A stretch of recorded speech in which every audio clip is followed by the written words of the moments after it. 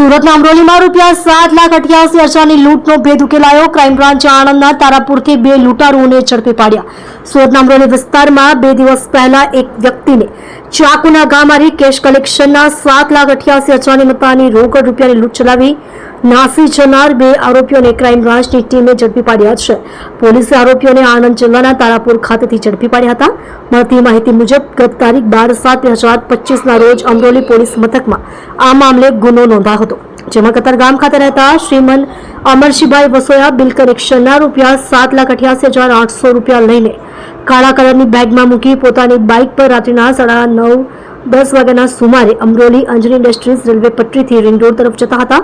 આ સમયે એક બાઇક પર આવેલા 2 ઈસમોએ તેઓને બેગ જૂટવી બાઇક ફૂલ સ્પીડે ભગાવતા શ્રીમંતભાઈએ તેઓનો પીછો કર્યો હતો, જેમાં વસવારી ગામ તરફ જતી કેનાલ પાસે શ્રીમંતભાઈને છરા વડે કોણી ઉપર ઘા મારી ઈજા પહોંચાડી હતી અને બેગમાં રહેલી રોકડ રકમ તેમજ બેગમાં રહેલા તેમના પર્સમાંથી રોકડા ₹5,000 તેમજ ચેકબુક પાસબુક હતી તે બેગની લૂંટ કરી બંને અજાણ્યા ઈસમો નાસી છૂટ્યા હતા। આ સમગ્ર બનાવને લઈને સુરત ક્રાઇમ બ્રાન્ચની ટીમ દ્વારા તપાસ હાથ ધરવામાં આવી હતી।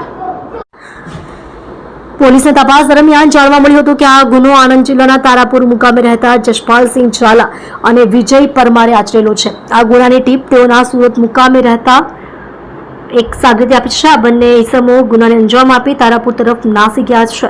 આ બાતમીના આધારે બનાવની રાત્રે જ સુરત ક્રાઇમ બ્રાન્ચની ટીમ તારાપુર જવા રવાના થઈ હતી અને ત્યાં પહોંચીને છેલ્લા 48 કલાકથી આરોપીઓને પકડવા માટે પ્રયત્નો ચાલુ રાખ્યા હતા। આ દરમિયાન સુરત ક્રાઇમ બ્રાન્ચની ટીમને જસપાલસિંહ ઝાલા અને વિજય પરમાર મોડી રાત્રિના બોરસદના સિસવા ગામ મુકામે વિજય પરમારના મામાના ઘરે રાત્રિના રોકાણ માટે આવનાર હોવાની માહિતી મળતા ક્રાઇમ બ્રાન્ચની ટીમ તારાપુર મુકામેથી સિસવા ગામ ખાતે પહોંચી હતી।